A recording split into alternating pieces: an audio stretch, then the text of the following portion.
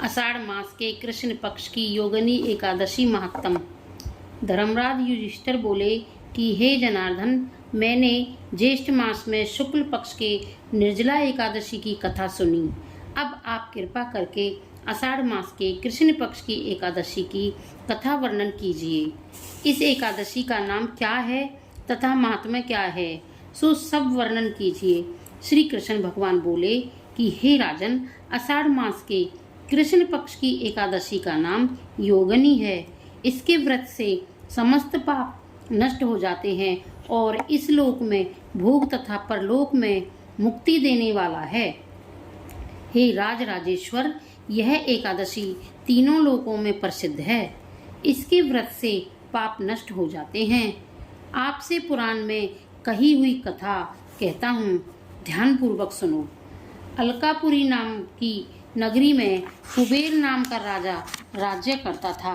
वह शिव भक्त था। उसकी पूजा करने के लिए एक हेममाली पुष्य लाया करता था। उसके विशालाक्षी नाम की अत्यंत सुंदर स्त्री थी। एक दिन वह मानसरोवर से पुष्प ले आया, परंतु कामासक्त होने के कारण पुष्पों को देखकर अपनी स्त्री के साथ रमण करने लगा और दोपहर तक न गया। जब राजा कुबेर को उसकी राह देखते देखते दोपहर हो गई तो उसने क्रोध पूर्वक अपने सेवकों को आज्ञा दी कि तुम लोग जाकर हेममाली का पता लगाओ कि वह अभी तक पुष्प क्यों नहीं लाया है।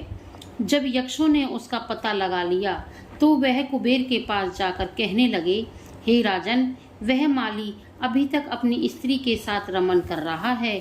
यक्षों की इस बात को सुनकर कुबेर ने हेममाली को बुलाने की आज्ञा दी। हेममाली राजा कुबेर के सन्मुख डर से कांपता हुआ उपस्थित हुआ।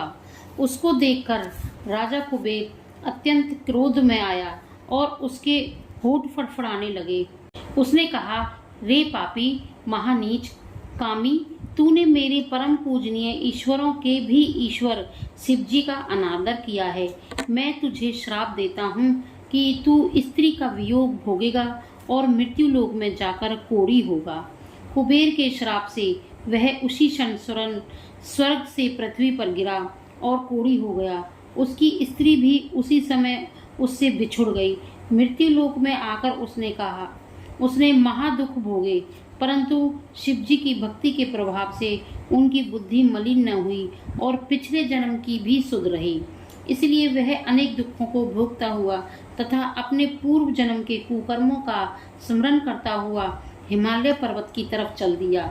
वहां चलते चलते मार्कंडेय ऋषि के आश्रम पहुंचा। वह ऋषि अत्यंत वृद्ध तथा तपशाली थे। वह दूसरे ब्राह्मण के समान प्रतीत हो रहे थे और उनका यह आश्रम ब्रह्मा की सभा के समान शोभा दे रहा था। उनको देखकर वह हेममाली वहां गया और उनको प्रणाम करके उनके चरणों में गिर पड़ा। उसको देखकर मार्कंडेय ऋषि बोले कि तूने कौन से खोटे कर्म किए हैं जिससे तू कोढ़ी हुआ है और महान दुख भोग रहा है। इस पर हेममाली बोला, हे मुनि, मैं यमराज कुबेर का सेवक था। मेरा नाम हेममाली है। राजा की पूजा के लिए नित्य प्रति पुष्प लाया करता था। एक दिन अपनी स्त्री के साथ विहार करते करते देर हो गई और दोपहर तक पुष्प लेकर ना पहुंचा। उन्होंने मुझे श्राप दिया कि तू अपनी स्त्री का वियोग भोग और मृत्यु लोक में जाकर कोढ़ी बन तथा दुख भोग। इससे मैं कोढ़ी हो गया हूँ और महान दुख भोग रहा हूँ। अतः आप कोई ऐसा उपाय बतलाइए जिससे मेरी मुक्ति हो।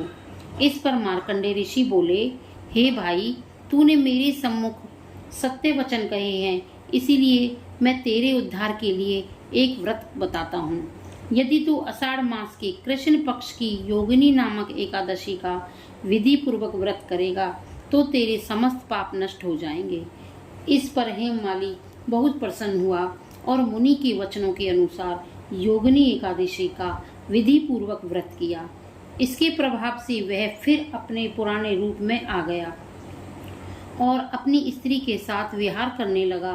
हे राजन, इस योगिनी की कथा का फल 88 सहस्त्र ब्राह्मणों के भोजन कराने के बराबर है।